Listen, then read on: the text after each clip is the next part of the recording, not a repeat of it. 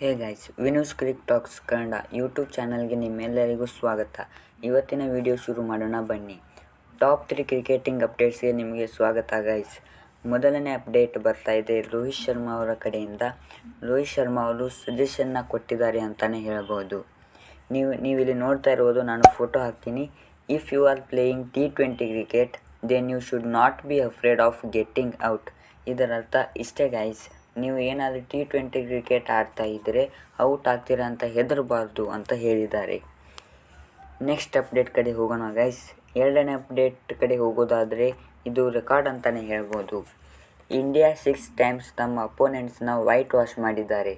ಅದು ರೋಹಿತ್ ಶರ್ಮಾ ಕ್ಯಾಪ್ಟನ್ಸಿಯಲ್ಲಿ ಗೈಸ್.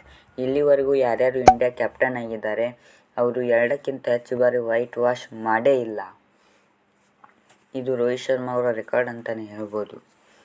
ಮೂರನೇ ಅಪ್ಡೇಟ್ಗೆ ಹೋಗೋಕ್ಕಿಂತ ಮುಂಚೆ ಗೈಸ್, ಇನ್ನೂ ಯಾರನ್ನು ನನ್ನ ಚಾನಲ್ನ ಸಬ್ಸ್ಕ್ರೈಬ್ ಮಾಡಿಲ್ಲ, ಪ್ಲೀಸ್ ಸಬ್ಸ್ಕ್ರೈಬ್ ಮಾಡಿ, ಲೈಕ್ ಮಾಡಿ, ಕಮೆಂಟ್ ಮಾಡಿ ಅಂತ ಹೇಳ್ತಾ ಮೂರನೇ ಅಪ್ಡೇಟ್ ಕಡೆ ಹೋಗೋಣ ಬನ್ನಿ. ಮೂರನೇ ಅಪ್ಡೇಟ್ ನೋಡೋದಾದರೆ ಇದು ಡಾಮಿನೆನ್ಸ್ ಆಫ್ ಇಂಡಿಯಾ ಅಂತಲೇ ಹೇಳ್ಬೋದು guys. Most hundreds in test Sachin Tendulkar with 51 centuries.